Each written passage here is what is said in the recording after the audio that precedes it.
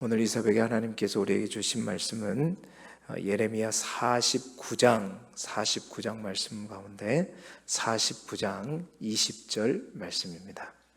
구약성경 1131쪽 예레미야 49장 20절 말씀입니다. 예레미야 49장 20절 말씀입니다. 우리 49장 20절 한 절의 말씀을 함께 한 목소리로 읽겠습니다. 시작. 그런즉 에돔에 대한 여호와의 의도와 대만 주민에 대하여 결심하신 여호와의 계획을 들으라.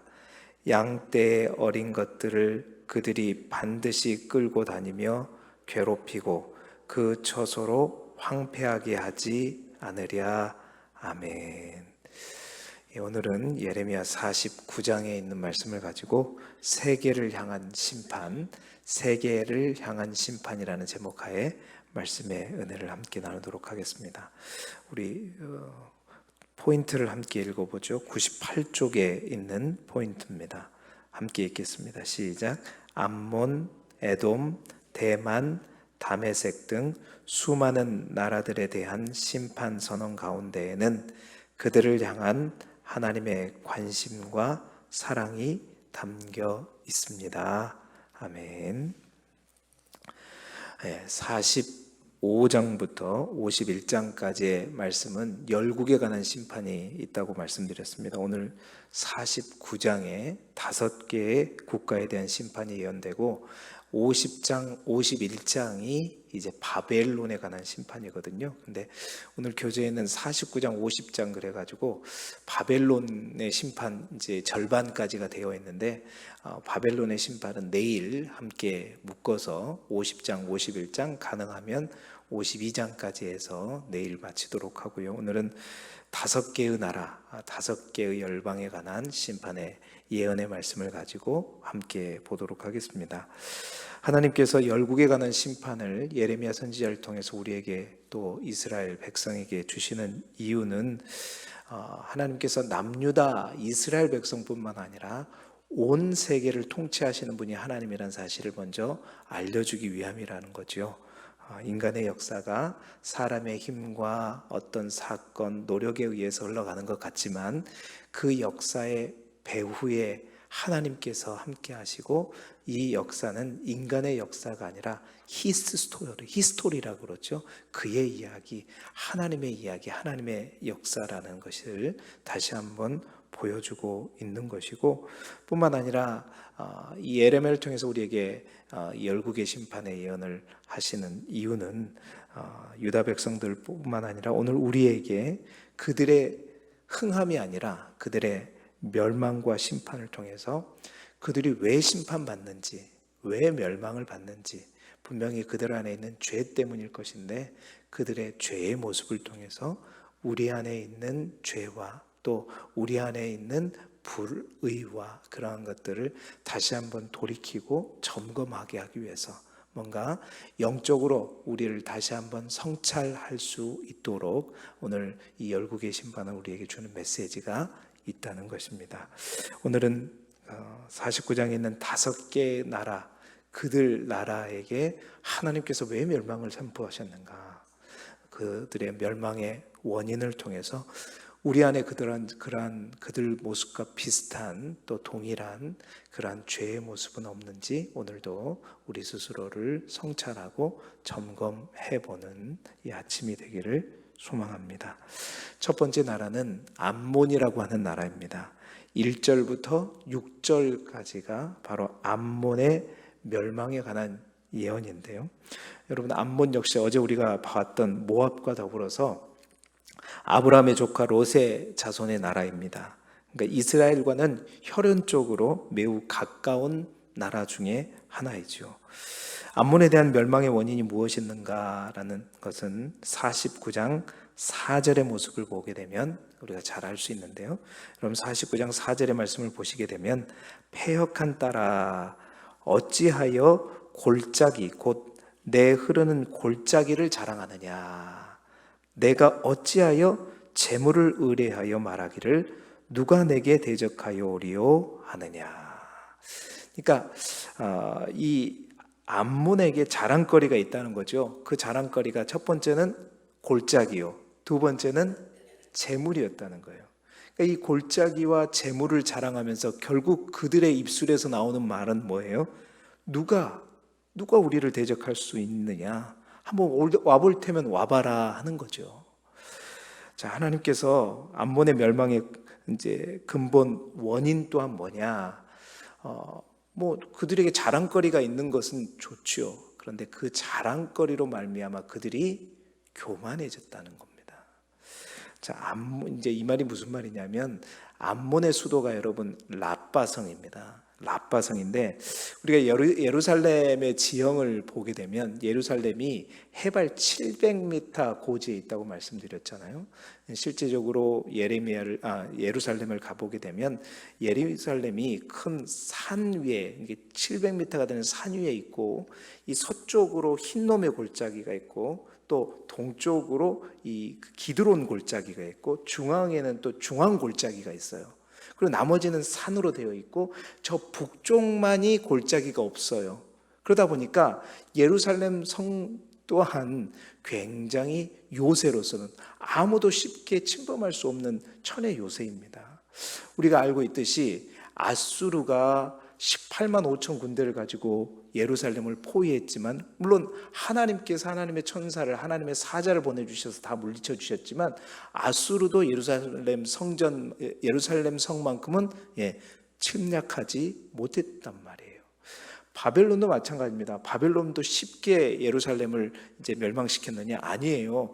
우리가 보았지만 1년 6개월 동안 포위해가지고 그 속에서 막 이게 결국 손들고 뭐 나올 수밖에 없었던 것은 배가 고프니까 1년 6개월 동안 완전히 둘러싸버리니까 어쩔 수 없었고, 나중에 우리가 신약 때 가면 로마에 의해서 예루살렘에 함락될 때도 3년 동안 사실 로마가 포위했었거든요. 그만큼 예루살렘 또한 그렇게 지형 자체가 굉장히 방어하기 좋은 요새였단 말이에요. 근데 랍바성은 요단 동편에 있는 산들, 특히 바위산 꼭대기에 있는 도시단 말이에요. 해발 900m예요. 해발 900m의 평평한 도시에 곳에 이제 만들어진 이 성이 바로 랍바성이고, 그 성 또한 주위에는 골짜기가 있고 또 급류가 흐른단 말이에요. 그러니까 예루살렘 성보다 더 좋죠.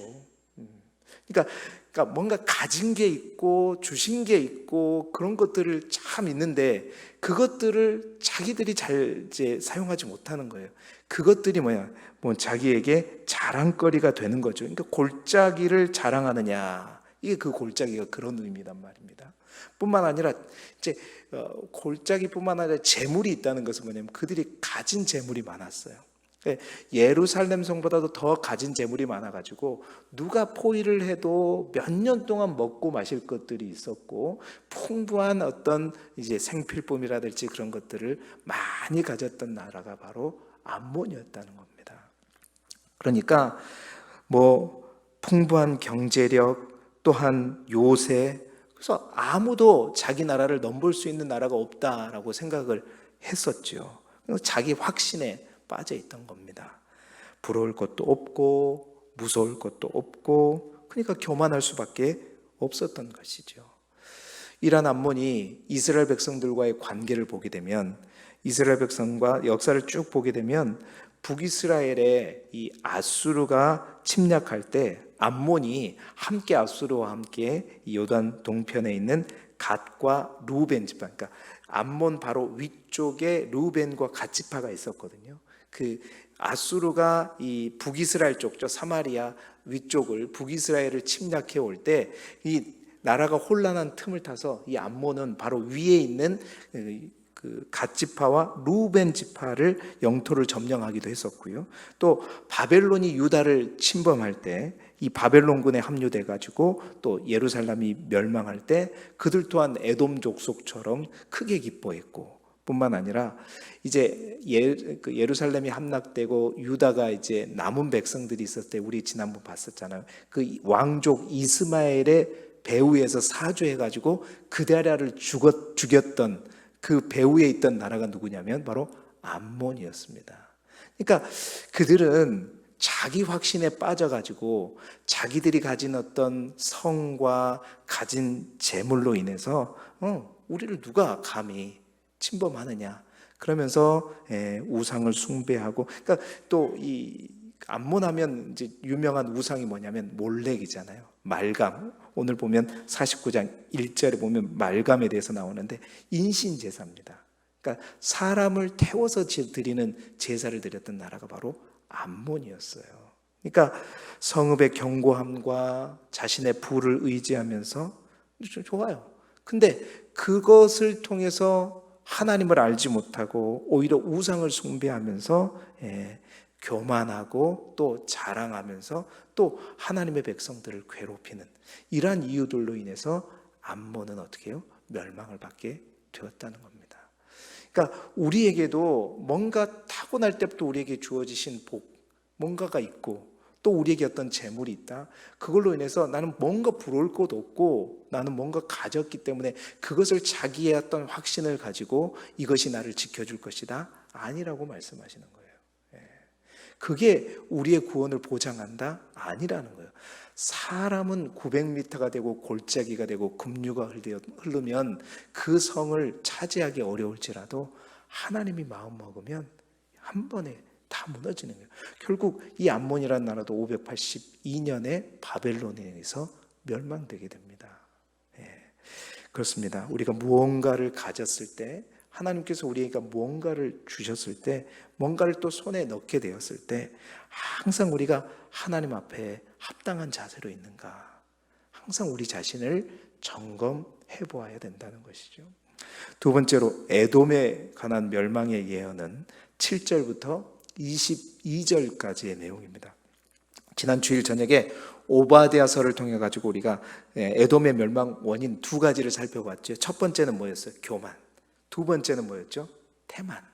그러니까 첫 번째 교만은 그 페트라라고 하는, 이 에돔은 사실은 나빠성보다 더 그렇죠. 완전 바위산에 있는 굴로 들어가야 이제 이게 도시가 있는, 그러니까 들어가는 것 자체도 이 한두 사람밖에 들어갈 수 없는 곳에 3.5km까지 이 그 좁은 길을 통해서야만 들어갈 수 있기 때문에 누구도 이제 쉽게, 아무리 100만 대군이 와도 100만 대군이 한꺼번에 들어갈 수가 없거든요.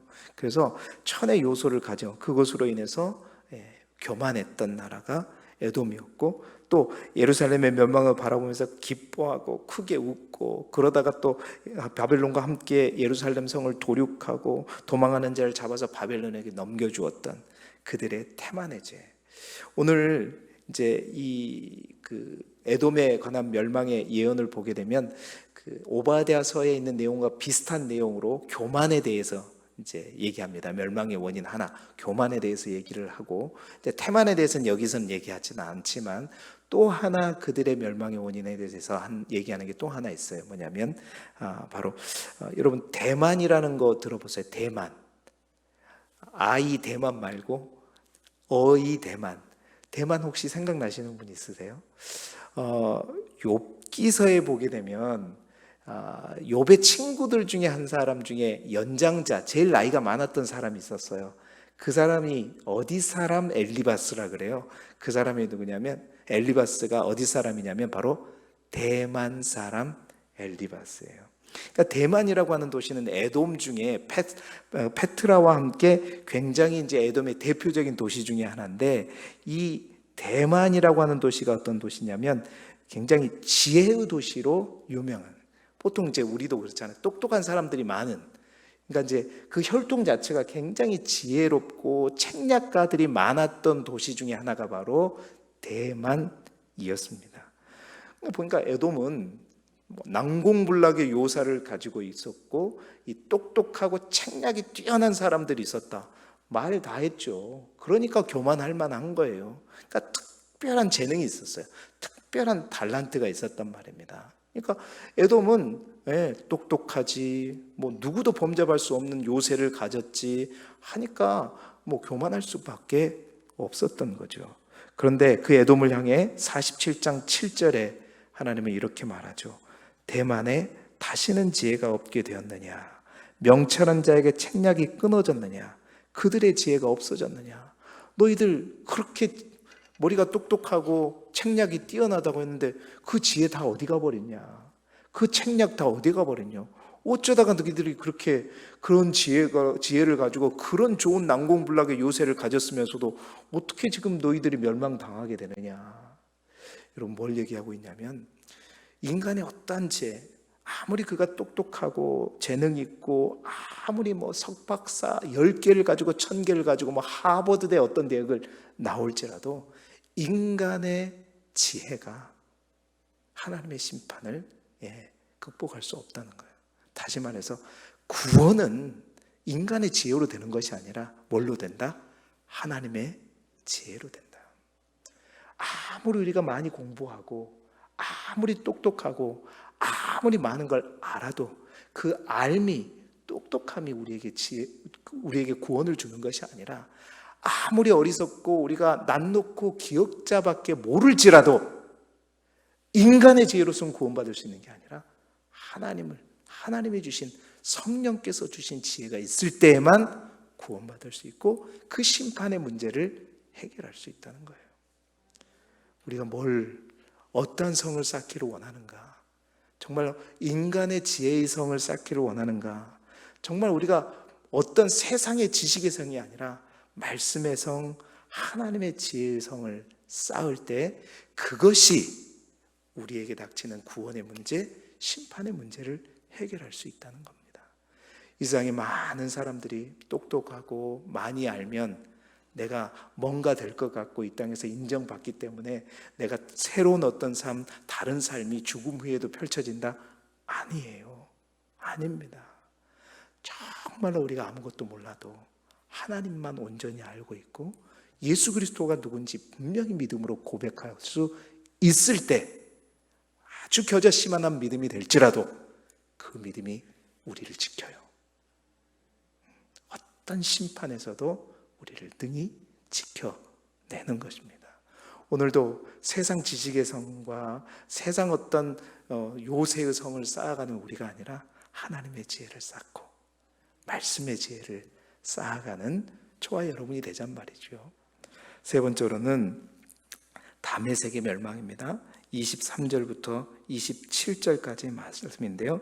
다메섹의 멸망의 원인 또한 사실은 구체적으로 밝혀지지 않고 있습니다. 추론하자면 23절에 보면 다메섹은 아람의 수도였습니다. 그러니까 아람이란 나라의 심판이거든요. 그 아람의 주요 성읍인 하맛과 아르밧이 수치를 당하리라 그랬어요.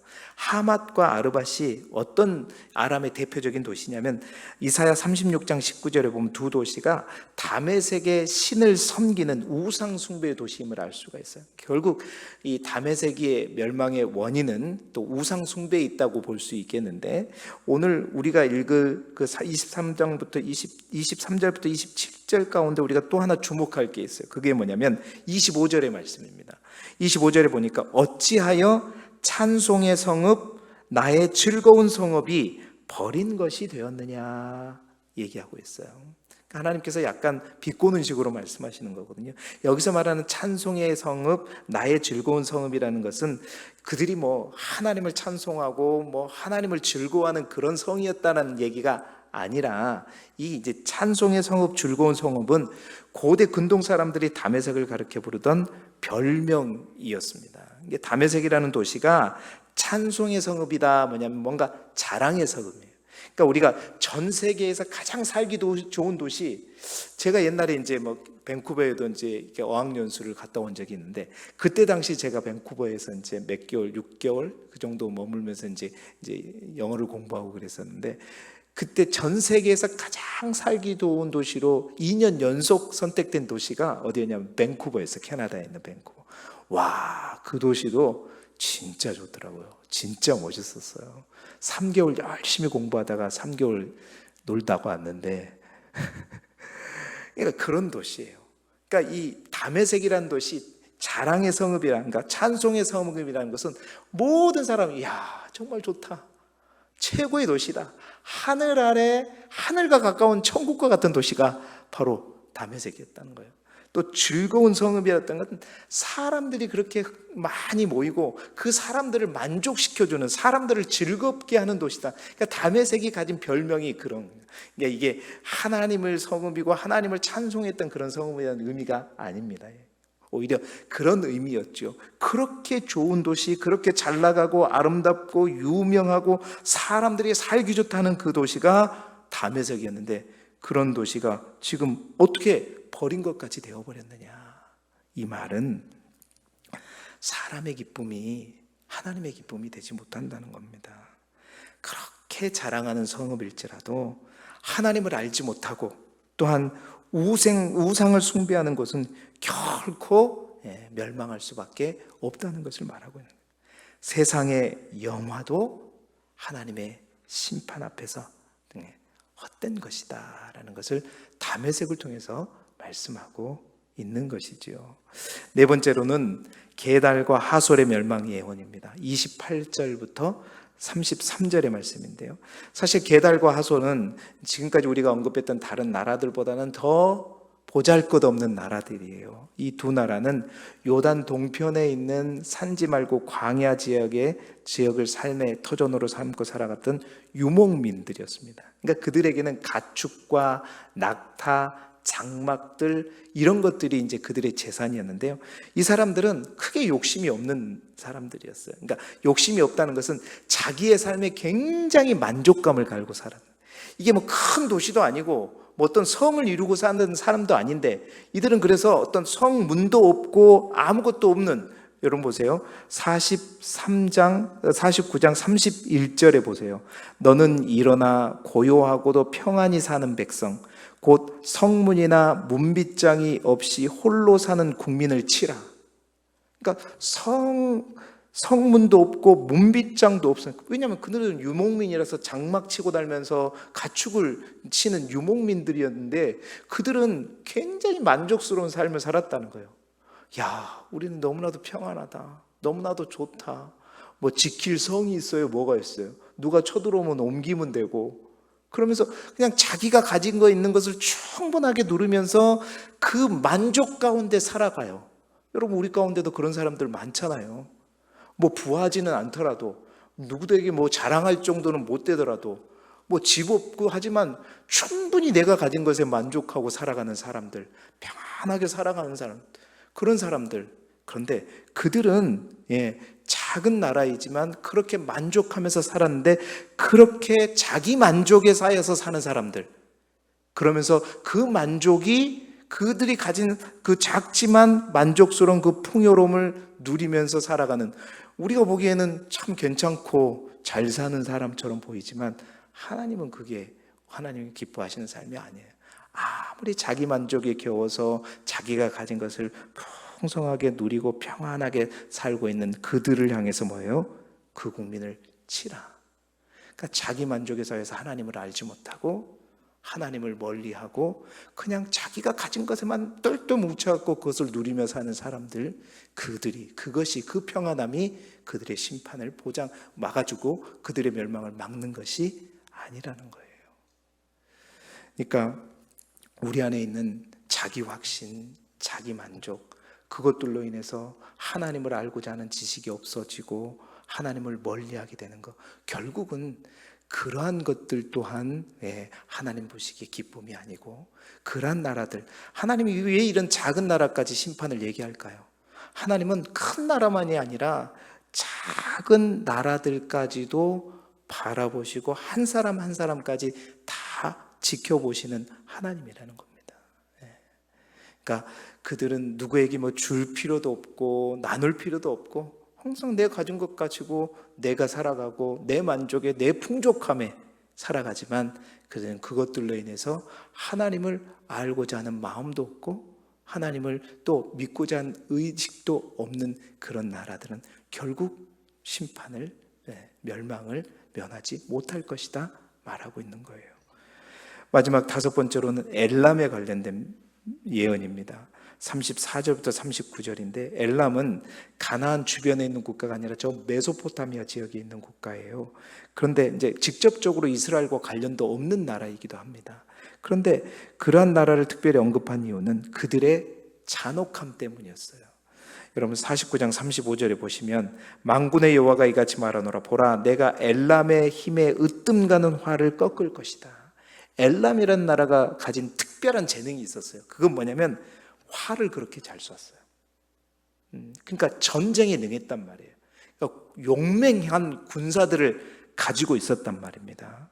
그래서 에스겔 32장 24절에는 그들이 용맹을 잘하면서 얼마나 잔혹했는가를 말해주는 본문의 내용들이 있어요. 그러니까 그들에게 하나님은 뭐였냐? 용맹이에요. 활이에요. 군사력이었어요. 그들에게 있어서 힘이 뭐냐면 그들에게 있어 하나님은 그들이 가진 힘이었고 능력이었고 활이었고 전투력이었단 말입니다. 그걸 가지고 그는 많은 이웃 종족들을 잔인하게 죽이고 또 멸하는 그러한 어떤 모습으로 살아가고 있었단 말이에요. 물론 그들이 특별히 이 이스라엘 민족에 큰 영향을 미치지 않았지만 그런들이 하나님이 주신 그런 어떤 용맹스러움과 그런 걸 가지고 어떻게 해요? 다른 이들에게 잔인함으로 해갔던 그들을 향해서 주시는 심판의 메시지였습니다. 37절에 그래서 내가 힘에 으뜸가는 활을 어떻게 할 것이다? 꺾어버릴 것이다. 꺾어버릴 것이다. 또 35절에 그렇게 했고 37절에 칼로 번성한 너희를 뭘로 망하게 할 것이다? 칼로 망하게 할 것이다 말하고 있어요. 그렇습니다. 사람은 항상 그렇습니다. 우리 안에 가장 많은 것, 내가 가진 특별한 것, 그것을 우리는 의지하고 그것을 가장 내 인생의 안전함의 근거로 삼는 것이 우리 인간이에요. 그러니까 오늘 우리가 읽은 5개의 나라들 공통적으로 보게 되면요, 공통점이 있어요. 그러니까 특별하게 그들 나라에게 지형적으로나 특별하게 주신 것들이 다 있단 말이에요. 그러니까 근데 그것을 가지고 그것을 의지하면서 그것을 의지하다 못해 그것이 힘이 되고 그것이 하나님이 되어가지고 정말로 알아야 될 하나님을 알지 못하고 그것을 자랑하면서 그것을 잘못된 곳에 사용했던 나라들에 대해서 말씀하고 있는 것입니다. 제가 늘 말하지만 힘이 하나님이 아니라 뭐가 하나님이다? 하나님이 힘이다라는 것이죠. 그러니까 나에게 가장 많은 것 그것을 하나님으로 삼는 인생이 아니라 정말로 하나님을 힘으로 삼는, 그래서 정말 간절히 바라기는 우리한테 가장 많은 게 하나님에 대한 말씀, 또 하나님이 우리에게 가장 큰 자랑거리가 되었으면 좋겠다라는 것을 우리가 볼 수 있는 것이죠. 오늘 5개의 나라의 모습을 보면서 그렇습니다. 다 뭔가 각 나라에마다 주신 특별한 어떤 것들이 있어요. 오늘 이 아침에 저는 말씀을 묵상하면서 하나님께서 우리에게 주신 것을 우리는 어떻게 사용하고 있는가? 그러니까 우리 스스로에게 질문해 보자는 것입니다. 하나님께서는 우리가 축복된 삶, 풍요로운 삶 살기를 원하셔요. 우리가 빈곤하고 무기력하고 무익한 삶을 살기를 바라지 않으십니다. 그래서 하나님은 우리 각자에게 재능도 주시고 물질을 주시기도 하시고 특별한 어떤 지위도 주시기도 하시고 힘도 주셔서 우리에게 맡겨주시고 그것을 통해서 사명을 감당하기를 원하세요. 그래서 하나님은 은사도 주시고 재능도 주시고 부와 지위, 그것들은 사실 부정적인 게 아니라 하나님께서 우리를 축복하시기 위한 좋은 거예요. 긍정적인 것입니다. 축복이에요. 그러니까 그러한 어떤 하나님이 주신 것을 이웃과 더불어 함께 조화롭게 지혜롭게 사용하면 그게 우리에게 더 큰 축복이 되고 하나님을 더욱 기쁘시게 하는 것들이 되어지는데, 오늘 우리가 5개의 나라를 보면서 보게 되는 공통적인 것은 뭐냐? 그 5개의 나라들이 다 뭐예요? 하나님과 상관없이, 많은 사람들과 상관없이 오로지 나를 위해서, 나의 확신과 나의 만족을 위해서, 이기적인 목적을 위해서 하나님이 맡겨주신 것을 사용하고, 또 그 하나님이 맡겨주신 것을 어떻게 해요? 악한 일을 위해서 사용하고, 뿐만 아니라 최악으로는 뭐예요? 오히려 그걸 가지고 하나님마저 멸시하고 하나님마저 모른다고 하고, 그것들에만 집착해서 그것들이 자신을 지켜줄 것이고 그것들을 자기의 요새로 삼는 자들에 대한 심판의 메시지인 거예요. 그게 무엇이 됐든, 그게 크든 작든, 내가 만족하고 내가 의지하는 모든 것들, 그것 하나님이 주신 것을 내가 잘 사용하고 있는가? 여러분, 우리에게도 크고 작지만 하나님께서 주신 어떠한 재능, 달란트, 부, 지위, 어떠한 것들이 있을 수 있습니다. 그것을 뭘로 사용하고 있는가? 자기 만족과 자기 욕심과 이기적인 목적으로만 사용하고 있는가? 아니면 하나님의 뜻에 합당하게 하나님께 영광 돌리고 하나님께 기쁨을 주는 그런 목적으로, 또 이웃에게 나누는 목적으로 사용하고 있는가? 하나님께서는 크던 작던 모든 나라에 대해서 그것들을 살피신다는 것은 우리 인생도 마지막 때에 하나님의 심판대에 섰을 때 내가 맡겨준 그걸 가지고 내가 어떻게 살았느냐 물으시겠다는 것이죠. 오늘도 정말로 여호와의 계획을 들으라. 하나님의 심판대 분명히 그것을 물어보실 때 잘했다, 착하고 충성된 종아, 내가 이 땅에서도 이 새하늘과 새 땅에서도 열고울의 건설을 주겠노라 말씀하시고 칭찬받을 수 있는 저와 여러분이 되시기를 주님의 이름으로 축원합니다.